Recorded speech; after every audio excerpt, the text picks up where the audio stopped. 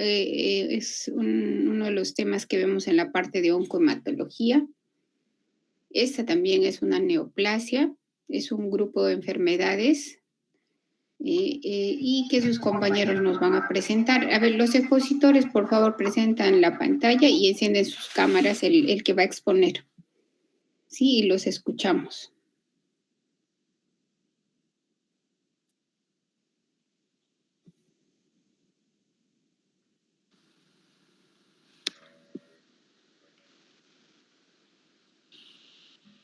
Ya, doctora, ¿se me puede observar? Sí. Ya, muchas gracias. Buenas tardes con todos. Hoy día, como la doctora estaba dándonos la pequeña introducción, se va a hablar sobre los síndromes mielodisplásicos. Siguiente diapositiva, por favor. Ya. A la introducción, estos son los síndromes mielodisplásicos, son un grupo de enfermedades clonales de la médula ósea. ¿Estas a qué se refieren? Es que se va a perder la capacidad de producir células maduras y funcionales que van a aparecer como inmaduras. Esto genera una insuficiencia medular crónica, como son las citopenias refractarias, además de una displasia celular, y son enfermedades heterogéneas con curso y pronóstico variable y riesgo de evolucionar a una leucemia mieloide. Siguiente, por favor. A la etiopatogenia. Lo hemos dividido en lo que es la etiología y la patogenia. En la etiología se considera que la mayoría de estas son de causa desconocida, pero se dice también que hay factores que pueden predisponer a esta, como pueden ser las enfermedades hematológicas como la anemia plástica, la hemoglobinuria paroxística nocturna o la anemia de Fanconi. También tenemos a los trastornos genéticos como en los pacientes que van a encontrarse con síndrome de Down, neurofibromastosis tipo 1 o disqueratosis congénita. También puede ser por exposición como a los metales pesados, radiaciones o benceno, y también tratamientos como los agentes alquilantes o una quimioterapia citotóxica.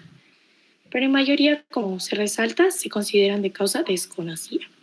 En lo que es la patogenia, todo se va a originar con una mutación en lo que es la célula madre hematopoyética, y el proceso va a ser de forma escalonada con una acumulación progresiva de alteraciones genómicas. Esta va a tener dos tipos de cambios. Vamos a tener unos cambios genéticos como unos cambios epigenéticos. ¿A qué nos referimos? En que los genéticos van a tener mutaciones somáticas, va a haber una pérdida de ganancia cromosómica en las deleciones 5q, 7q y 20q. En esta se afecta a genes supresores de tumores, factores de transcripción, se va a dar lo que es la haploinsuficiencia de la pérdida de un anelo y también puede ser patogénica. Mientras que por el lado de los epigenéticos hay una metilación del ADN, que en normal se regula la expresión génica, y en patológica hay una hipermetilación, lo que va a dar el silenciamiento de los genes supresores, mientras que en la modificación de histonas hay una alteración de acetilación, metilación, una cromatina cerrada y una inhibición de transcripción. Siguiente, por favor. En esta, por ejemplo, este cuadro nos va a ayudar a ver cómo es el mecanismo patogénico hipotético en el desarrollo de los síndromes mielodisplásicos y su transformación leucémica. Entonces, todo va a empezar desde la parte superior que podemos observar de la célula madre. Esto nos dice que hay una mutación en la célula madre que es la que va a dar a las diferentes células hematopoyéticas. Entonces, cuando hay una mutación en esta, va a empezar a producirse lo que es la haploinsuficiencia, que empieza a dar también los cambios epigenéticos que justo acabamos de mencionar que se dan, como los cambios genéticos, produciendo la mielopoiesis clonal. ¿A qué nos referimos con esto? Es que ya aquí empieza a haber la disfunción en la alteración y en la diferenciación de estas células, por lo cual hay una alteración del microambiente medular, una alteración de la respuesta inmune y una alteración de la respuesta de la citocina. Todo esto va a hacer que se siga dando todo este proceso y va a aumentar a dar la hematopoiesis ineficaz y el aumento de apoptosis. Entonces, acá nos dice aumento de apoptosis. Este punto es resaltante porque esto nos indica también de las citopenias que se encuentran en este síndrome mielodisplásico, ya que al aumento de apoptosis va a haber una muerte acelerada de todas estas células hematopoyéticas que va a ser también de forma prematura. Todo esto va a juntarse con las diferentes mutaciones que se van a ir acumulando y va a dar a la evolución clonal, que nos va a decir que hay una mayoría, hay una predominancia de lo que son las células hematopoyéticas, pero alteradas, a diferencia de las que están sanas, los cuales nos van a dar a la transformación de la leucemia. Siguiente. En la clasificación se clasifican sobre todo en dos. en lo que es según la etiología y según la clasificación. La etiología, como vimos, son las primarias de causa desconocida, que son la mayoría, y las secundarias como causas de quimioterapia, radioterapia, las exposiciones a diferentes metales, entre otros, que estas suelen ser las de peor pronóstico. Y en los sistemas de clasificación tenemos dos tipos, la FAB, que es la de 1982, que ya no está en uso, y la de la OMS del 2016, que es la última actualización, en donde va a tener diferentes criterios morfológicos, que vamos a mencionarlo en un momento, y se usa actualmente. Además, tenemos una entidad especial, que es la de los síndromes mielodisplásicos, con delegación 5Q. Entre estas tiene características de anemia, que suelen ser macrocíticas, trombocitosis con blastos menor al 1% en sangre periférica y menor del 5% en médula ósea. La alteración citogenética, como dice su nombre, es una deleción aislada en el 5Q. En la epidemiología suele ser más frecuente en mujeres, un curso indolente escaso, y en tratamiento se ha visto que tiene una buena respuesta hacia lo que es la lenalidomida. Siguiente. Entonces, para poder ver lo que es la escala del OMS del 2016, primero vamos a hablar sobre los blastos y los sideroblastos en anillo. ¿Por qué? Porque esta es parte de esta clasificación. Entonces, ¿qué son los blastos? Estas son las células sanguíneas inmaduras que normalmente están en médula ósea, no se encuentran en lo que es la sangre periférica. Entonces, si nosotros empezamos a ver esto en sangre periférica, nos empieza a advertir, ¿cierto? Entonces, al advertirnos, nos empieza a decir que en grandes cantidades puede ser que sea una leucemia o un síndrome de mielodisplásico, ya que nos va a indicar que no hay la maduración o la diferenciación que se está dando, está proliferándose de forma normal y se están encontrando por eso en las células sanguíneas, que van a ser mayores las que están alteradas a las que están sanas. Y también vamos a tener los sideroblastos en anillos. Como podemos observar en la imagen, estos son precursores de glóbulos rojos, pero van a tener como granitos, ¿no? Se pueden observar una tinción diferente, ya que tienen una acumulación de hierro. Y por eso estos tienen este patrón curioso que se puede ver, que alrededor de las células van a tener estos puntos de una tinción más oscura. Y su presencia nos va a indicar que hay un problema en lo que es la eritropoiesis. Siguiente. Esta es la clasificación actual que se usa, que es la del OMS, como estábamos diciendo. En esta se va a ver lo que es la descripción entre estas, cuántas líneas displásicas son las que están afectadas, las citopenias, se va a ver el porcentaje de sideroblastos en anillo que estábamos viendo en la imagen, que son los que se presentan en forma granular alrededor de la célula. Vamos a tener los blastos, como habíamos visto, que son los que tienen una alteración en la diferenciación y maduración, y la citogenética. Mientras que en la descripción podemos observar que pueden ser por una displasia unilínea, una displasia multilínea, puede ser con sideroblastos en anillo, o puede ser con delegación 5Q aislada, con exceso de blastos, o pueden ser inclasificables. Siguiente. A la sintomatología, ¿qué es lo predominante que se ven en estos pacientes? Primero que son pacientes adultos, mayores, ya de avanzada edad, y su sintomatología se va a derivar sobre todo sobre la insuficiencia medular. En estos podemos ver que tienen en mayoría, como dice el 60%, un síndrome anémico, que se va a ver en los pacientes con disnea, cansancio, palpitaciones. Y en un 35% que ya tienen síntomas generales, una astenia, una anorexia, un malestar. En un 20% que ya es menor, es un síndrome hemorrágico, una equimosis, un sangrado mucoso, una trombopatía adquirida. También se encuentra infecciones recurrentes de alta mortalidad por la neutropenia, ya que habíamos hablado que tiene citopenias, y alteración funcional de leucocitos, y tenemos los fenómenos autoinmunes menos frecuentes. A la exploración física en estos pacientes podemos observar la palidez cutánea mucosa, que es en el 75%, la mayoría, hemorragias en piel y mucosas en un 20%, y en casos muy raros se pueden ver unas visceromegalias como hepatosplenomegalia, pero eso en menor cantidad, casi muy poco frecuente. Siguiente. Bueno, continuando con la exposición, para hablar un poco de antes diagnóstico. de que continúes, a ver con su compañera Nicole Maldonado. Entonces, la definición es, ¿qué es un síndrome mielodisplásico? Para recapitular. El síndrome mielodisplásico es la alteración que se va a dar en la célula madre hematopoyética que nos va a causar que haya una prominencia, hay una mayor cantidad de lo que son las células alteradas, que no están maduras, que se van a encontrar en sangre periférica. Estas pueden ser normal, pero cuando no están en sangre periférica.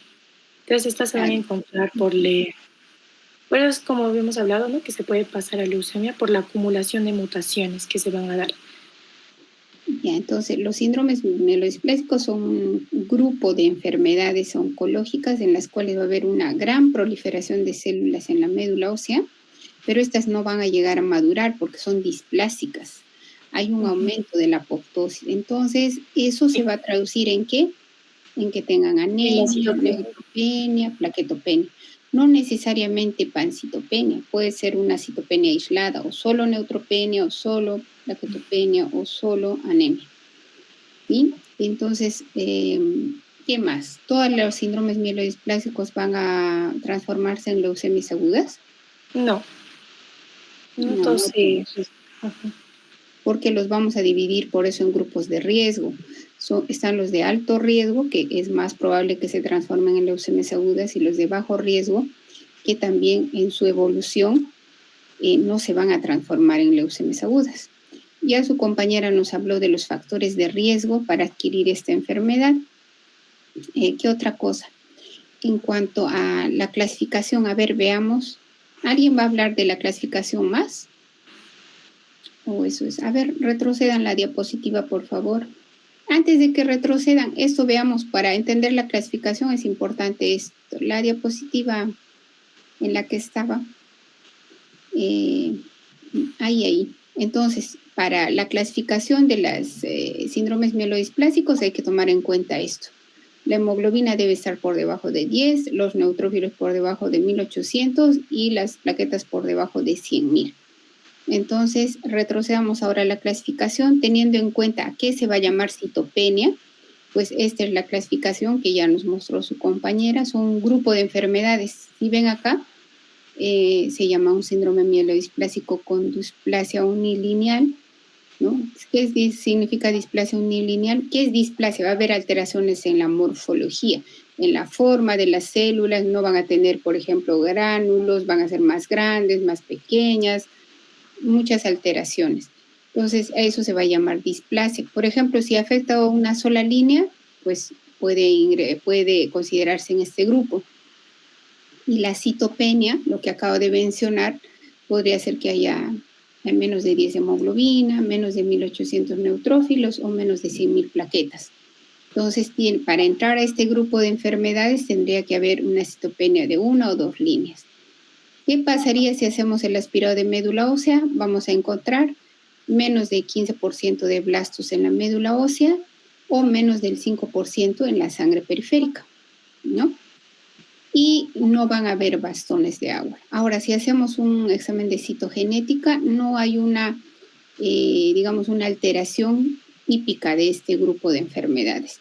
Y acá, como podemos ver, hay también síndrome mielodisplásico con displasia multilineal, síndrome mielodisplásico con sideroblastos en anillo. Ya su compañera nos dijo que eran los sideroblastos en anillo. Está también el síndrome con delección 5Q. Ahí sí hay una alteración en el cariotipo, que es la delección, la pérdida del brazo largo del cromosoma 5. Ahí sí vamos a encontrar. Y acá ya viene algo que es importante. Acá ya están los síndromes mielodisplásicos que ya se están transformando en leucemias agudas. Y por eso se van a llamar síndrome mielodisplásico con exceso de blastos tipo 1 o tipo 2, dependiendo de cuántos blastos tiene. ¿Sí? Y en los que no vamos a poder clasificar en ninguno de estos grupos de enfermedades, pues van a ser los inclasificables y los vamos a poder colocar en este último grupo de enfermedades. Esto tampoco es necesario, digamos, que aprenda el síndrome mielodisplásico, digamos, con sideroblasto en anillo, cuántos blastos va a tener, ¿no? Lo que tienen que saber es que son un grupo de enfermedades, pero de este grupo de enfermedades hay 2 entidades en las que ya se están transformando en leucemias agudas, que son los síndromes mielodisplásicos con exceso de blastos tipo 1 y tipo 2.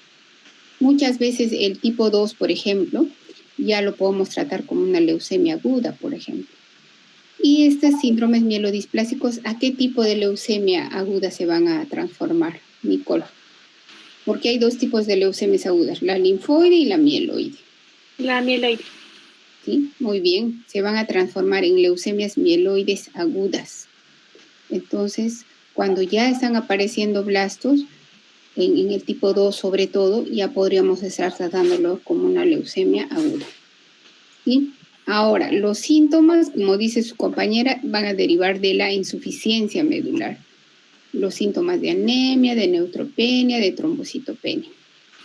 En algunos casos también podemos encontrar hepatoesplenomegalia. Podrían haber también.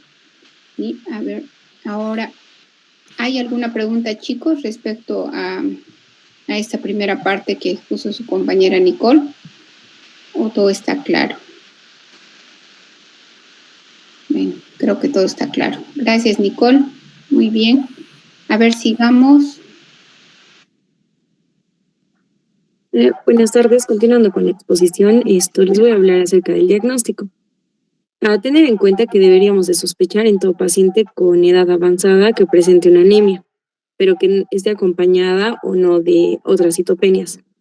Esto es en ausencia de una enfermedad de base o que justifique el cuadro hematológico. Y este cuadro no suele responder a los tratamientos habituales como en la anemia refractaria al tratamiento. Esto se debería de tratar de un diagnóstico de exclusión que puede verse apoyado por la detección de hallazgos disematopoyéticos en una revisión de crotis periférico. Pero también es importante y tener en cuenta que una mielodisplasia no es un sinónimo de síndrome mielodisplásico, ya que esta puede haber en un 5 a un 10% de elementos displásicos en la médula ósea, a lo que se le llama hematopoiesis fisiológica. O también existen muchas otras enfermedades y situaciones que pueden causar como displasias. Como vamos a tener ejemplos como la deficiencia de vitaminas, las talasemias o fármacos, etc. ¿Y cómo definimos la citopenia? Como dice la doctora, las cifras de hemoglobina, granulocitos, neutrófilos y plaquetas nos van a dar para definir una citopenia, según los criterios de la OMS del 2016, donde la cifra de hemoglobina va a ser menor a 100 gramos por decilitro, en la cifra de neutrófilos menor a 1.8 por 10 a la 9 y una cifra de plaquetas de menor a 100 por 10 a la 9. Estas cifras, por encima de estos valores, van a invalidar totalmente el diagnóstico de ese tipo de enfermedades. Y si existe alguna dismorfia y alteración citogenética concluyente. En cuanto a los datos de laboratorio, vamos a tener que el hemograma se va a caracterizar por una o varias citopenias. La más frecuente va a ser en un 90% la anemia, seguida de la trombocitopenia en un 45% y la neutropenia en un 40%. Pero si existe monocitosis persistente, probablemente estemos ante una leucemia linfocítica crónica y no un síndrome mielodisplásico, y especialmente si se acompaña de displasias de la serie granulocítica. Y en los hallazgos citológicos, cuando tenemos la sospecha de existencia de un síndrome mielodisplásico, hay que hacer un detallado estudio de las alteraciones morfológicas de las células hematopoyéticas. Vamos a usar tanto la sangre periférica como en médula ósea y tener en cuenta que es importante valorar la displasia, tanto cualitativa como cuantitativa. Y hablando de esto, vamos a hablar de la valoración cualitativa de la displasia, que vamos a encontrar en cuanto a los hallazgos citológicos. Primero, la sangre periférica. Es más del 90% de los casos, es objetiva para una anemia macrocítica normocrómica, aunque en los síndromes mielodisplásicos considero blastos en anillos, es posible que sea normocítica e hipocrómica. Vamos a tener en cuenta que el índice reticulocitario es más bajo por el grado de anemia. Y en cuanto a su morfología, vamos a tener en cuenta que pueden observarse diversas alteraciones de tamaño, forma de los hematíes, como es la anisopoiquilocitosis o la presencia de un punteado basófilo grueso. También en algunos puede observarse una doble población.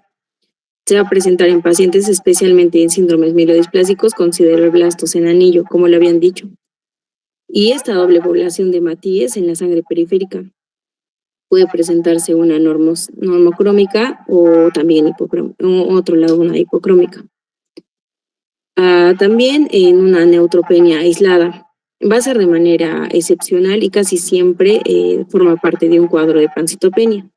En su morfología vamos a ubicar datos de disgranulopoiesis, que vamos a tener como la disminución o ausencia de granulocitos o granulación citoplasmática en los que los neutrófilos y anomalías en la segmentación típica típica de la hiposegmentación o pseudoplayer que vamos a observar en nuestra imagen. De algún momento les voy a explicar.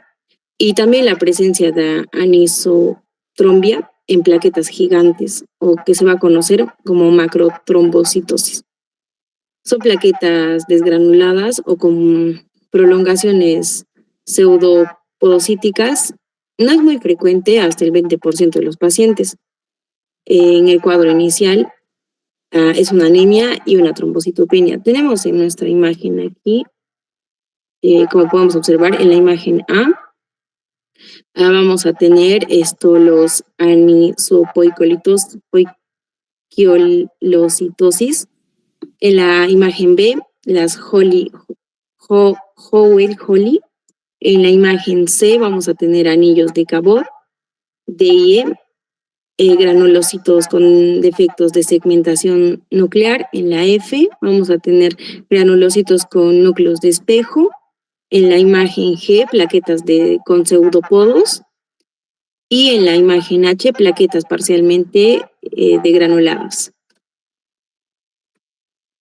En cuanto a lo que vamos a observar en la médula ósea, tanto como habíamos visto en el aspirado y en la médula ósea, la obtención de esta biopsia suelen ser normocelulares o hipercelulares en la mayoría de los casos.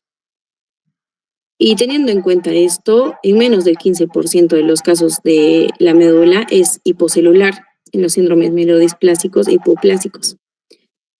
La serie eritroide se va a encontrar casi siempre de manera aumentada y presenta algún conjunto de alteraciones morfológicas que se van a denominar diseritropoiesis y va a ser muy frecuente observar en estas megaloblásticas, formas megaloblásticas, cariorrexis, binocularidades o multicelularidades, puentes intercitoplasmáticos, asincrónicos, madurativos y punteados basófilos que vamos a observar en nuestra imagen.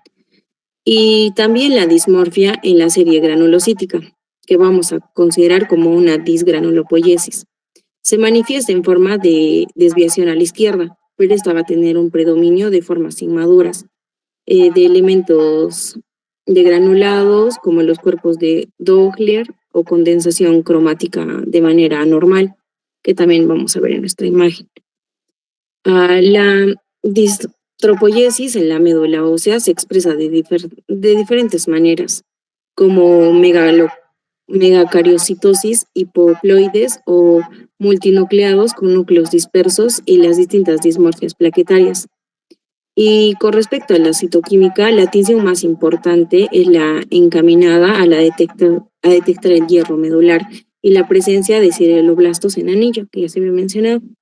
Y la tinción de hierro, que se llama la tinción de Pearls, demostrará que hay granulomas de hemosiderina en más de 1/3 de circunferencia nuclear y en el aumento del metal de los macrófagos, ya sea de hierro reticular o de un macrofágico. Tenemos aquí nuestra imagen. Voy a ampliarse. Perdón, no puedo. Ya, nuestra primera figura, vamos a observar en la A núcleos cariorrexis. En la B vamos a ver eritroblastos con múltiples germinaciones nucleares o pseudonúcleos.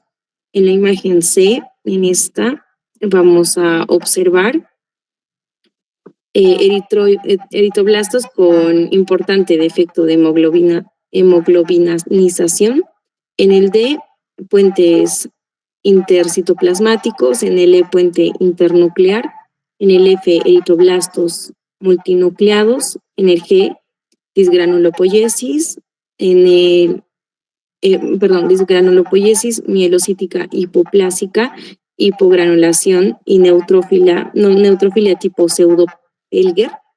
En la H, sideroblastos tipo 4 en anillo.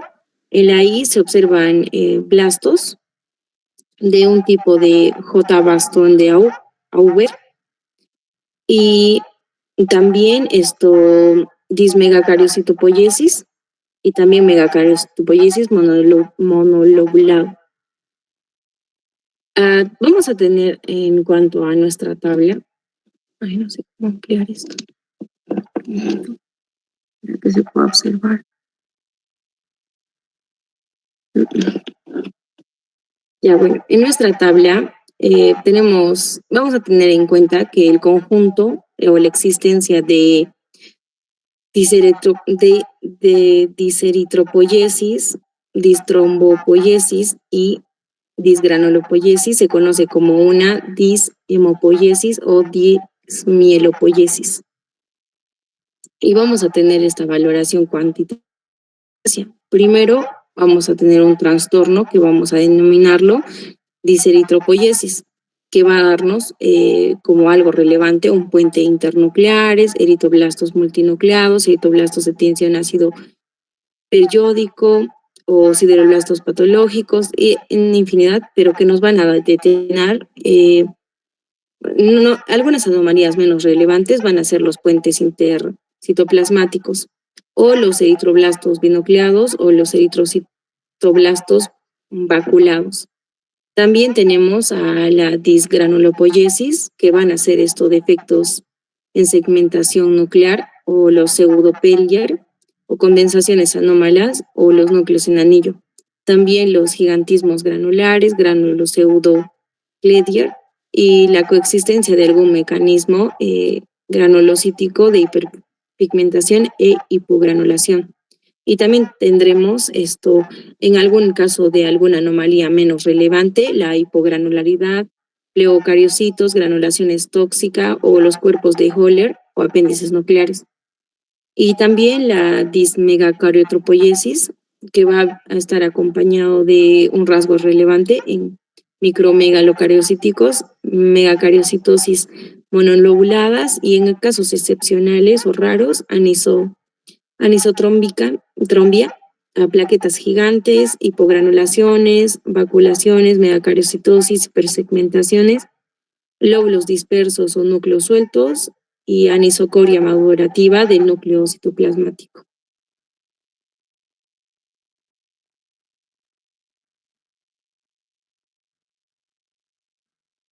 Ya, continuando con la exposición. Antes de que continúe, Rocío. A ver, Fiorella, en todo caso, ¿en qué paciente vamos a sospechar que tenga un síndrome mielodisplásico? En todo paciente que tenga alguna edad avanzada y presente alguna anemia. Y este tipo de anemia va a estar acompañada, no siempre, de alguna citopenia y también que no justifique su cuadro hematológico. Ya, entonces, vamos a sospechar de un síndrome mielodisplásico, o llamado ahora su nombre correcto es neoplasia mielodisplásica, pacientes adultos mayores. ¿Puede haber en niños? Sí, puede haber, pero es muy raro. Uh-huh. Ahora, ¿en quién pensamos? Son en pacientes que tengan anemia, neutropenia o trombocitopenia, o puede ser bicitopenias o pancitopenias, que no se recuperan con tratamiento. O sea, una anemia que le damos hierro, ácido fólico, vitamina B12, no encontramos una causa, que le hemos dado ya suplementos y no mejora la hemoglobina. Entonces, en pacientes que tienen citopenias, que no se recuperan, o sea, puede ser anemia, neutropenia o plaquetopenia, o finalmente puede ser pancitopenia. en los que no se van a recuperar dándoles tratamiento. Entonces, en ellos pensamos que pueden tener un síndrome mielodisplásico. Entonces, ¿cuál es el examen que hay que hacer para diagnosticar mielodisplasia?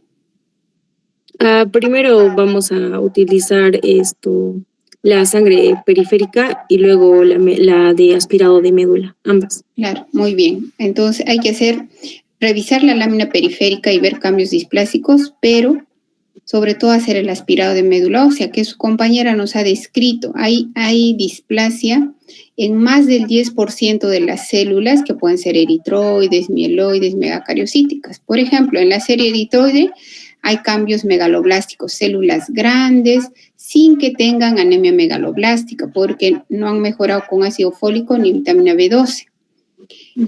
Por ejemplo, pueden haber eritroblastos, como dijo su compañera, que podrían tener multinucleados. En la serie de granulocítica, ¿qué puede haber? Algo, digamos, le digo, de lo más común que vemos al hacer un aspirado de médula ósea. El Pseudo-Pelger-Hut, por ejemplo. Ustedes saben que los neutrófilos son polisegmentados, tienen un núcleo que está segmentado, pero en el caso de el pseudo-Pelger, ese núcleo no va a estar segmentado, no va a tener muchas segmentaciones, sino solamente dos. A eso se va a llamar pseudo-Pelger-Hut o Pelger-Hut. Ahora, en los megacariocitos, ¿qué es, digamos, lo que nos hace pensar en una displasia, en una mielodisplasia? Cuando los megacariocitos, que son células grandes, que forman las plaquetas, los vamos a ver como pequeñitos. Se llaman megacariocitos enanos o micromegacariocitos. Digamos, eso es lo más común que se puede ver como displasia, lo que les estoy mencionando, porque es, como ha mencionado su compañera y nos ha mostrado toda una tabla donde hay un montón de alteraciones en la morfología de las células. A eso se van a llamar cambios displásicos. Obviamente hay que revisar también la lámina periférica, ¿sí? Ahora, a ver, continuemos con su compañera.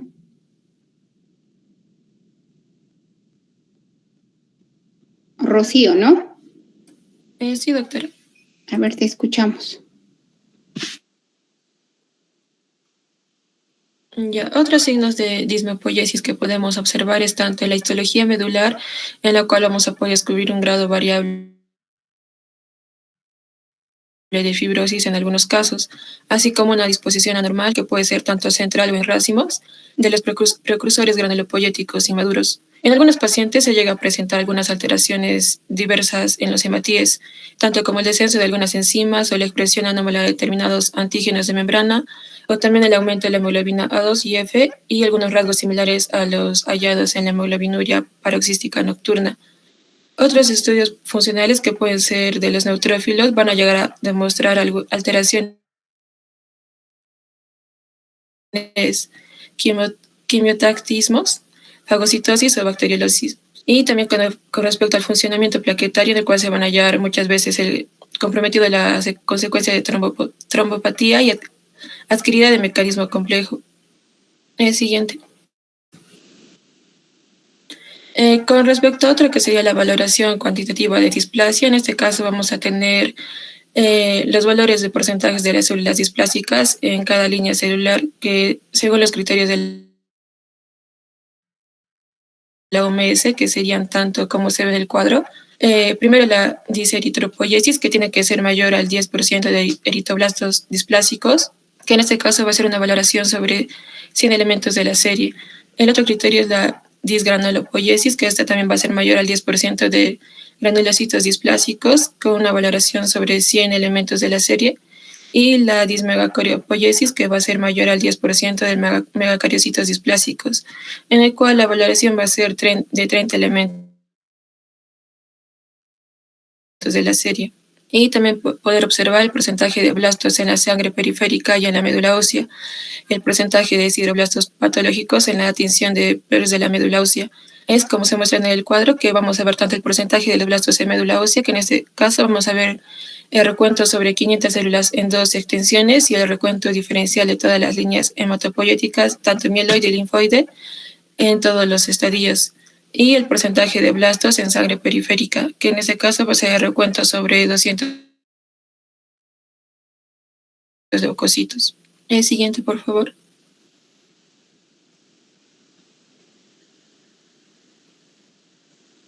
Uno anterior, te saltaste uno. Con respecto al estudio del metabolismo del hierro, vamos a ver que en los pacientes con síndrome mielodisplásico, la sideremia va a llegar a estar aumentado tanto como la ferritina sérica y la eritrocítica. Y con respecto a la transferrina y el índice de saturación y la transferrina van a llegar a estar normales. Con respecto a la citometría de flujo, se ha llegado a mostrar que esta tiene una alta sensibilidad y una aceptable especificidad para poder diferenciar el síndrome mielodisplásico de bajo grado con otras causas de citopenia, y también esta llega a ser útil para el diagnóstico diferencial con otras citopenias que no llegan a ser clonales y para el seguimiento de los pacientes con alto riesgo con blastos para la detección de una enfermedad residual. Con respecto a los estudios citogénicos, en sí este va a llegar a servir para el diagnóstico diferencial y llega a tener una importancia tanto para el pronóstico y para una decisión terapéutica. Con respecto al momento del diagnóstico, se van a llegar a observar alteraciones citogénicas tanto de un 40 a un 50% de los síndromes mielodiplásicos de novo y más del 80% de los secundarios con respecto al tratamiento de radioterapia y quimioterápicos. En los cuadros se llegan a mostrar en sí con respecto a la frecuencia de las alteraciones citogénicas. Las alteraciones más comunes llegan a ser del cromosoma 5, 7 y 8, que llega a ser un 30%, y las alteraciones menos frecuentes, que llegan a ser del cromosoma 20, 17, o que llegan a tener 3 o más alteraciones, que llegan a ser de un 10%. En el segundo cuadro que se muestra en sí es el impacto con respecto al pronóstico de las alteraciones citogénicas, en el cual se va viendo desde, en caso que sea muy malo, en el cual va a haber, van a llegar a tener anomalías más complejas o que llegan a ser mayor a 3 anomalías, el cual va a llegar a indicar que es un pronóstico muy malo. Con respecto a un pronóstico malo, van a ser ya también anomalías complejas, pero van a ser menor a 3 anomalías, que puede ser tanto el cromosoma 7, en el 3, o que llegan a ser aisladas, o incluso que sean anomalías dobles, que llegan a incluir el cromosoma 7. En un pronóstico intermedio tenemos que llegan a tener una anomalía única o de doble, que llegan a estar incluidas el cromosoma 7, el 8, el 19 o el 17, y un pronóstico bueno en el cual llega a tener anomalías que llegan a ser dobles, que incluyen el cromosoma 5, y en un pronóstico muy bueno cuando llegan a tener alteraciones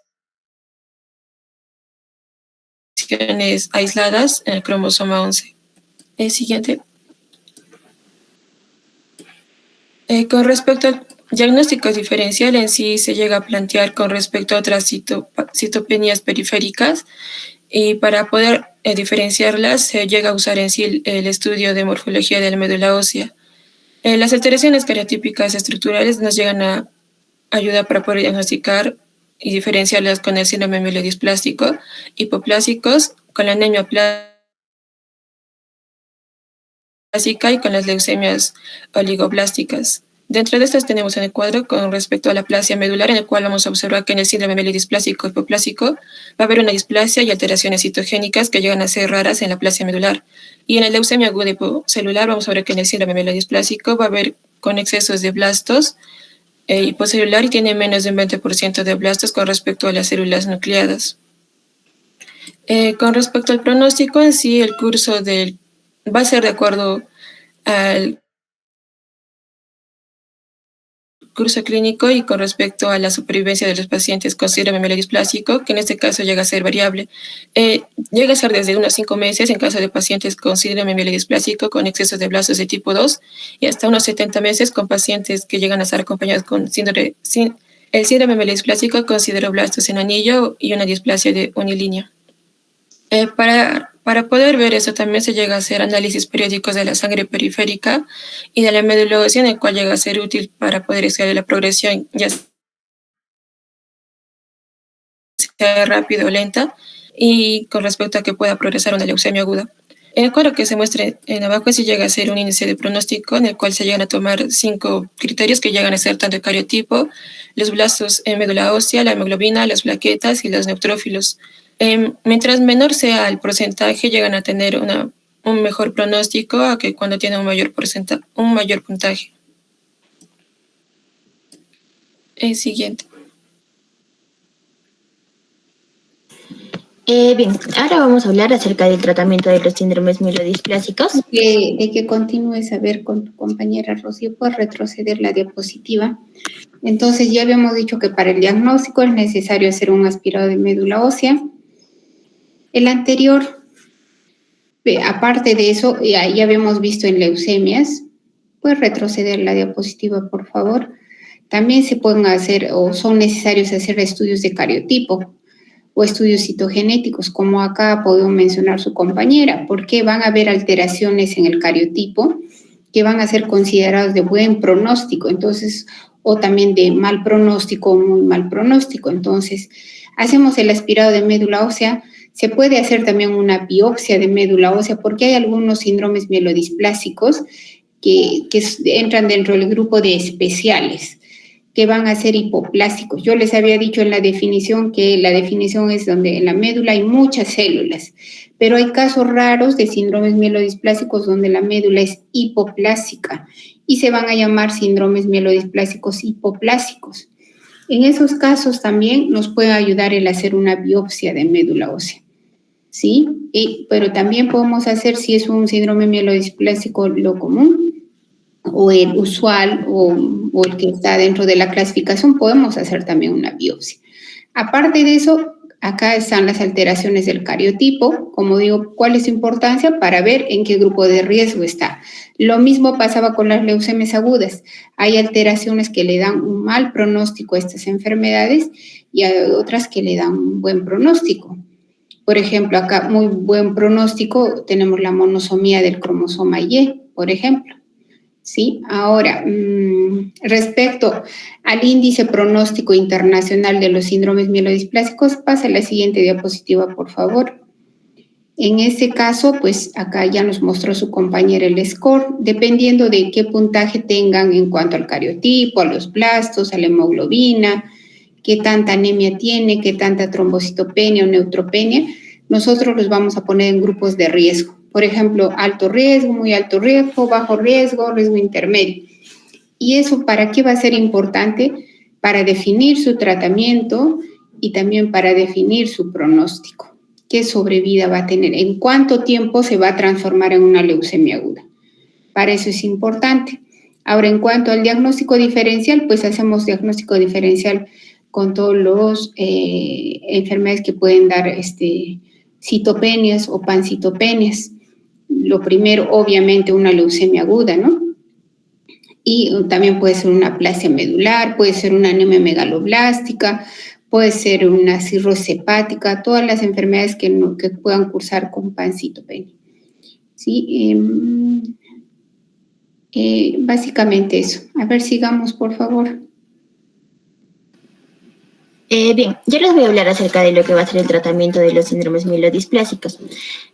Bueno, en realidad el tratamiento se va a basar en dos grandes enfoques. El primero va a ser el tratamiento de soporte y el segundo va a ser las terapias específicas según el riesgo del paciente.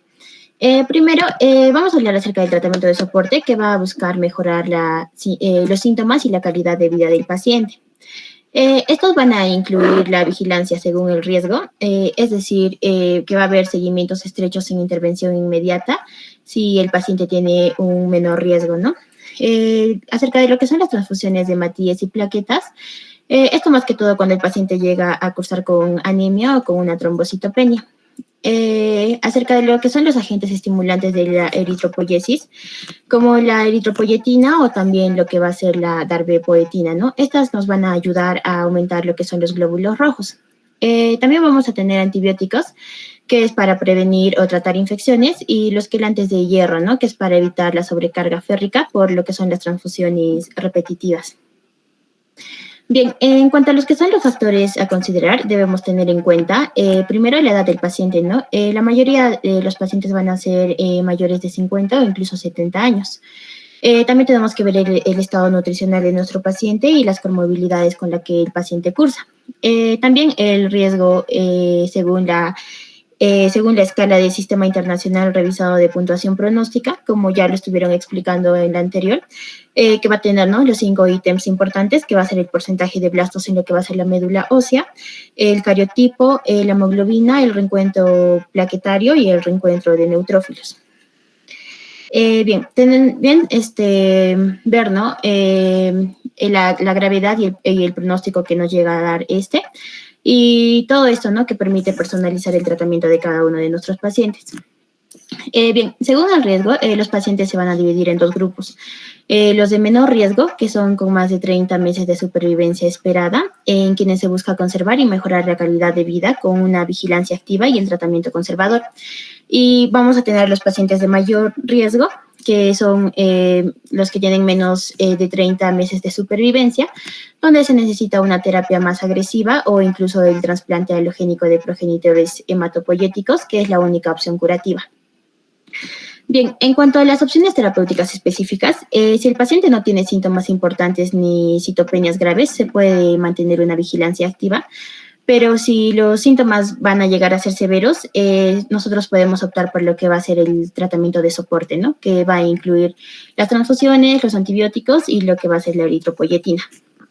Bien, entre los fármacos tenemos varios grupos, ¿no? Primero lo que son los eritropoyesis y quelación, que son los agentes estimulantes de la eritropoyesis que van a ayudar sobre todo si hay anemia o si hay una baja eritropoyetina endógena. Y luego tenemos el factor estimulante de colonias de granulocitos. Acá se puede combinar en algunos casos, ¿no? Esto más que todo va a estimular a la médula ósea para producir más neutrófilos. Y también tenemos lo que son los quelantes de hierro, como lo que va a ser el de feracirox o de feriprona, que se usan para evitar la sobrecarga férrica. Bien, tenemos los agentes hipomitilantes. Acá tenemos dos, ¿no? Lo que va a ser la azatidina, que mejora la supervivencia y va a retrasar la progresión de lo que va a ser la leucemia aguda. Tenemos la decitabina, que tiene eficacia parecida, aunque va a tener una menor evidencia científica. Y tenemos los agentes inmunomoduladores e inmunosupresores, ¿no? Tenemos la lenalidomida, que es muy eficaz en los pacientes con deleción de cromosoma 5q. Esto con una respuesta alrededor del 75%, y tenemos los inmunosupresores, ¿no?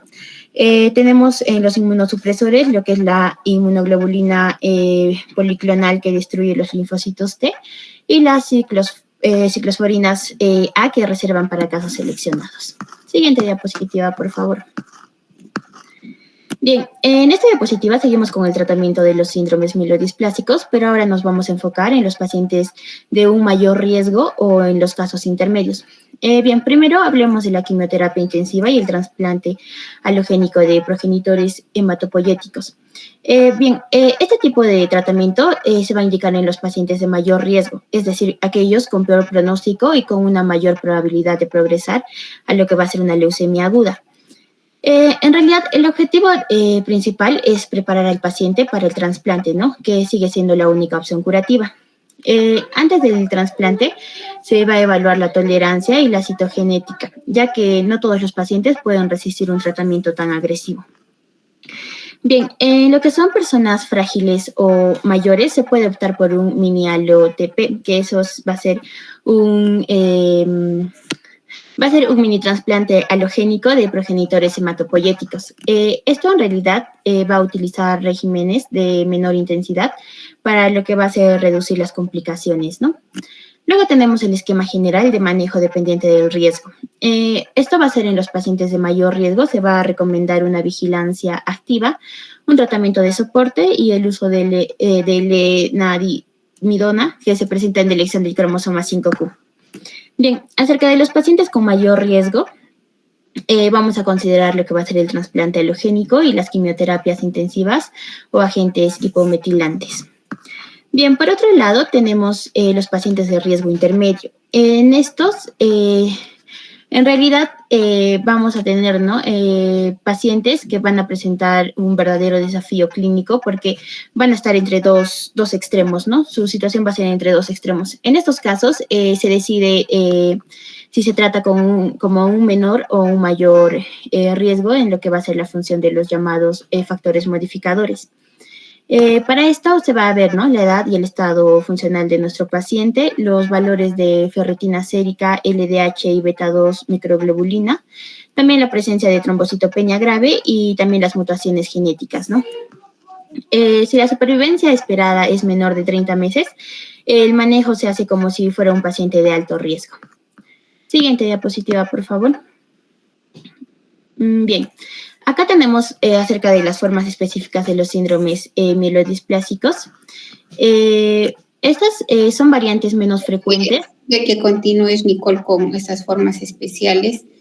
En conclusión, entonces, el tratamiento, como dijo su compañera, el único tratamiento curativo es el trasplante de médula ósea halogénico de otra persona. Y eso, obviamente, también dijimos que esta enfermedad es una enfermedad de adultos mayores. Entonces, pocos pacientes van a tener acceso a un trasplante porque la mayoría son mayores de 70 años, 80 años, y no van a ser candidatos a ningún tipo de trasplante. El tratamiento va a depender del grupo de riesgo.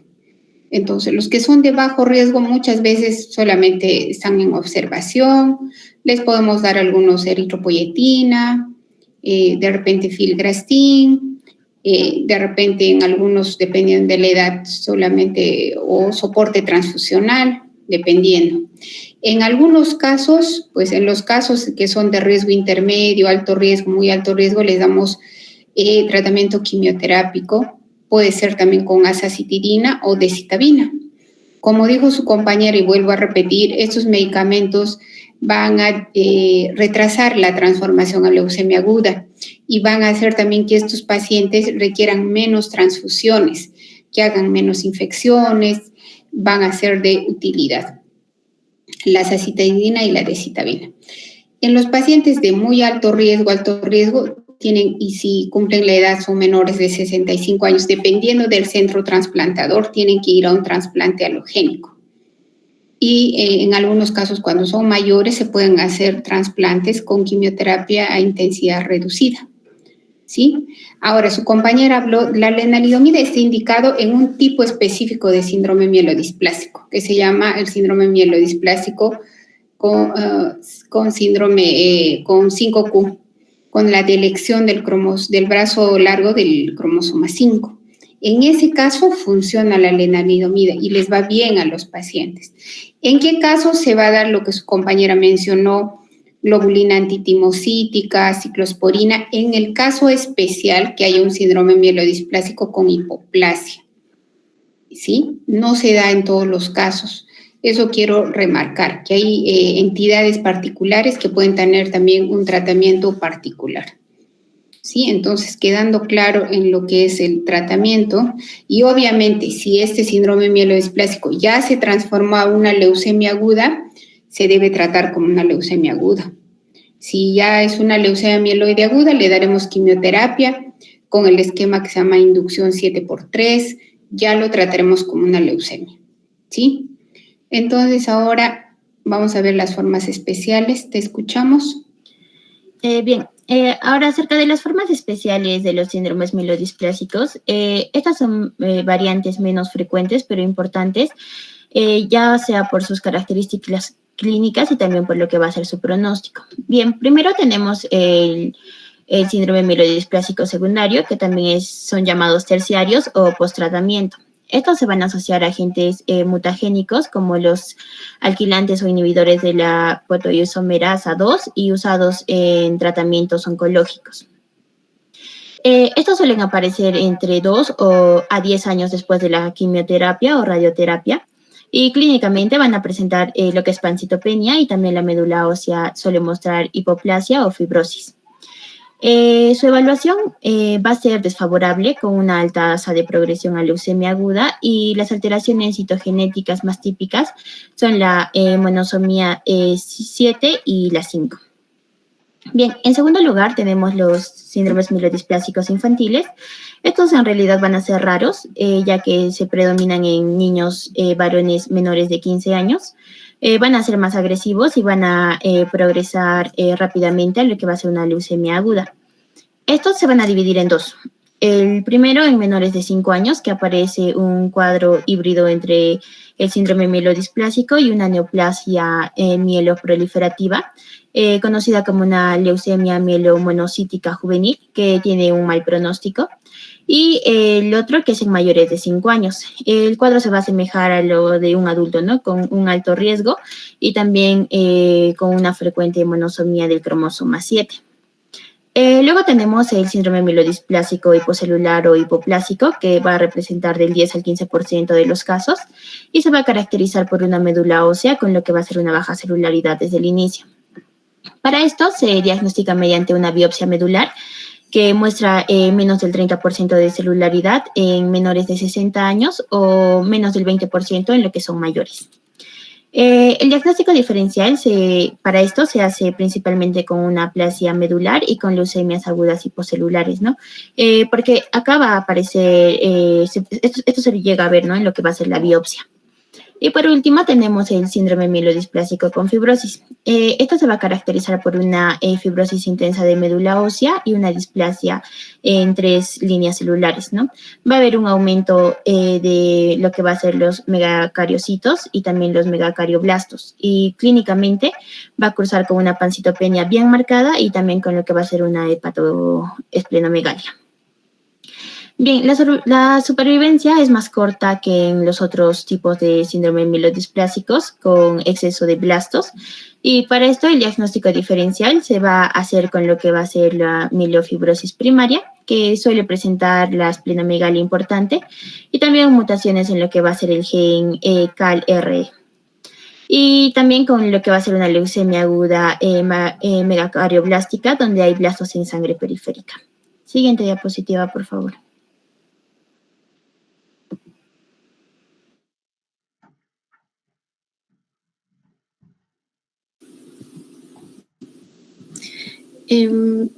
Bien, pasamos al otro tema, con neoplasias mielodisplásicas. Ay, mi cámara. Ya, pasamos al tema de los neoplasias mielodisplásicas, mieloproliferativas. Pues esas vienen a ser, ¿no?, un grupo de enfermedades clonales de las células hematopoyéticas. Lo que les hace particular es que desde el inicio se combinan dos características, ¿no? Lo que es, por un lado, la mielodisplasia, que quiere decir, ¿no?, que va a haber una hematopoiesis anormal o defectuosa, y por otro lado una mieloproliferación, que va a haber un aumento, ¿no?, de las células en la médula ósea y en sangre periférica. Y pues dentro de este grupo se van a distinguir 4 entidades principales. Tenemos a la leucemia mielomonocítica crónica, la leucemia mieloide crónica típica, el síndrome mielodisplásico con sideroblastos en anillo y trombocitosis, y la leucemia mielomonocítica juvenil. Siguiente, por favor. Ya. Primero tenemos a la leucemia mielomonocítica crónica. Pues es la forma más frecuente de este grupo y afecta sobre todo a pacientes varones mayores, y se caracteriza, ¿no?, porque va a aparecer una monocitosis persistente superior a 1/10⁹ por litro, que representa más del 10% de los leucocitos. Y clínicamente estos pacientes suelen consultar, ¿no?, por alteración de lo que es el estado general, y con frecuencia van a presentar lo que es una hepatoesplenomegalia, también adenopatías e incluso infiltración cutánea, ¿no?, o derrames. Dentro de los análisis, lo típico va a ser encontrar normocítica normocrómica y leucocitosis con monocitosis como dato clave. También pueden aparecer elevación del ácido úrico, LDH y lisosima, como también fenómenos autoinmunes, ¿no? Por ejemplo, una prueba de CUMS positiva. Dentro de lo que es la médula ósea se van a observar una proliferación de la línea monocítica con rasgos displásicos. Ahora, en el curso, tiene un curso clínico, ¿no?, muy variable, donde la supervivencia media va a ser de 18 a 24 meses, y hasta un 40% de los casos pueden evolucionar a lo que es una leucemia mieloide aguda. Las principales causas de muerte van a ser las infecciones, las hemorragias y la progresión a lo que es una leucemia mieloide aguda. Ahora, en cuanto al tratamiento, tenemos varias opciones. En casos avanzados se puede usar la hidroxiuria, también agentes hipometilantes como la azacitidina, y en pacientes jóvenes con donantes compatibles se usa lo que es el trasplante halogénico, ¿no?, de progenitores hematopoyéticos, que ya mencionó también antes mi compañera, que en este caso va a ser la única opción no curativa. Siguiente, por favor. Ya, tenemos la leucemia mieloide crónica típica. Pues esta es una enfermedad poco frecuente, ¿no? Que se parece a la leucemia mieloide crónica clásica, pero va a tener dos diferencias muy importantes. Primero, que en este caso no va a presentarse lo que es el cromosoma Filadelfia, ni la fusión del gen BL, que característicos de la leucemia mieloide crónica. Y en segundo, muestra lo que es una displasia marcada en todas las líneas hematopoyéticas, ¿no? Como son los glóbulos rojos, blancos y plaquetas que se van a encontrar pues, alteradas. Van a presentarse precursores de neutrófilos mayor al 10% de los leucocitos, mínima basofilia absoluta menor al 2% de los leucocitos, y va a haber ausencia de citosis menor al 10% de los leucocitos. Ahora, a diferencia de la leucemia mieloide crónica clásica, en la típica, que es en este caso, no va a haber basofilia significativa, ¿no? Tampoco monocitosis marcada. Ahora, esta es una enfermedad pues agresiva, con una supervivencia alrededor de 12 a 24 meses, y pues el tratamiento se va a parecer al de la leucemia mielomonocítica crónica. Y en los pacientes candidatos, la opción de la elección va a ser el trasplante alogénico, ¿no? Siguiente. Ya. También tenemos, ¿no? al síndrome mielodisplásico mieloproliferativo con sideroblastos en anillo y trombocitosis, que pues este síndrome, el paciente va a presentar una anemia refractiva con diseritropoiesis en médula ósea y más del 15% de sideroblastos en anillo, junto con trombocitosis superior a 450.000 por microlitro. Y en la médula ósea se van a observar megacariocitos, ¿no? Con morfología parecida a la que vemos en la mielofibrosis primaria o en la trombocitemia esencial. Ahora, desde el punto de vista molecular, suele asociarse a una mutación, ¿no? El SF38-1, y en muchos casos también la mutación del JAK2, el que está en la diapositiva, ¿no? En este síndrome, pues tiene un comportamiento intermedio, ya que se combina lo que es una anemia refractaria con un aumento de lo que son las plaquetas. Siguiente, por favor. Ya, tenemos también por último, a la leucemia mielomonocítica juvenil, que pues esta viene a ser una enfermedad muy rara en la infancia, que se caracteriza por una proliferación excesiva de lo que son los monocíticas, ¿no? Y granulocítica, con monocitosis persistente mayor al 1/10⁹ por litro, es decir, menos del 20% de los blastos menos del 20% en sangre, de blastos en sangre y médula, y no presenta también lo que es el cromosoma Filadelfia, ¿no? Ni la fusión del gen BCR. También se va a encontrar lo que es la esplenomegalia, y estos 4 puntos pues nos van a dar los hallazgos convencionales, ¿no? Ahora, en cuanto a la médula ósea, se observa una hiperplasia granulomonocítica y cierto grado de displasia, aunque menos marcado, ¿no?, que en los otros casos. Desde el punto de vista genético, es frecuente la afectación del cromosoma 7 y en forma de monosomía o de elección. Clínicamente, los niños suelen presentar lo que es una visceromegalia y también lo que son adenopatías. Es una enfermedad, ¿no?, de curso muy agresivo, con mal pronóstico, y el único tratamiento eficaz va a ser el trasplante alogénico de progenitores hematopoyéticos. Siguiente, por favor. Ya. Por último, tenemos a las anemias diseritropoyéticas congénitas. Bueno, se trata, ¿no?, de un grupo de trastornos poco frecuentes de herencia autosómica recesiva que se caracterizan por una alteración en la maduración de los eritrocitos dentro de lo que es la médula ósea, y lo que genera es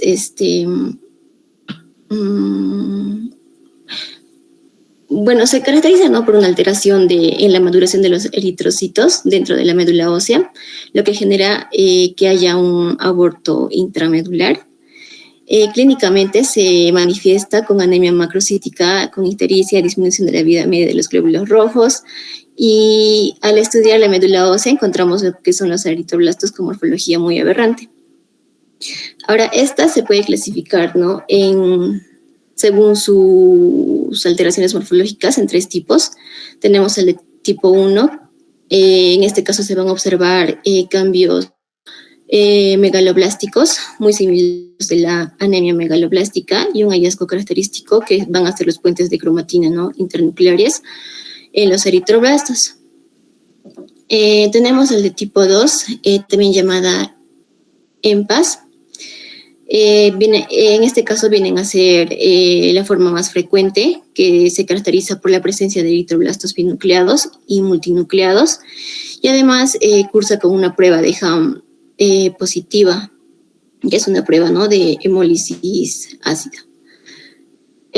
Tercero tenemos al tipo 3. En este tipo lo que se destaca es la presencia de los eritroblastos gigantes y multinucleados, lo que a diferencia de lo diferencia, ¿no?, de los otros subtipos. Entonces, estas anemias diseretropoyéticas congénitas son un grupo de enfermedades hereditarias raras, cuyo rasgo principal pues va a ser la alteración, ¿no?, en la maduración de los eritroblastos, que van a dar lugar a lo que es la anemia, la ictericia y cambios morfológicos en lo que es la médula ósea, ¿no? Siguiente, por favor.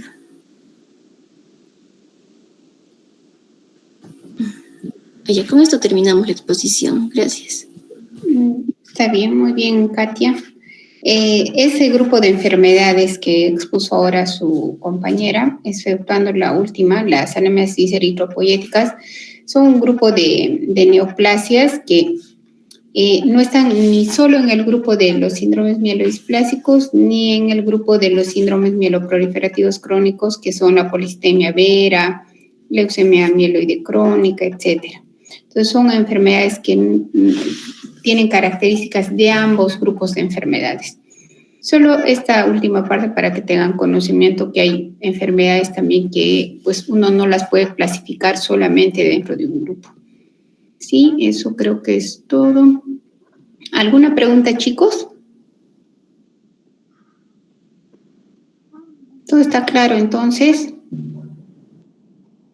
Bueno, si no hay preguntas, me despido. Hasta luego, chicos. Gracias, doctora. Gracias, doctora. Buenas tardes. Gracias, doctora.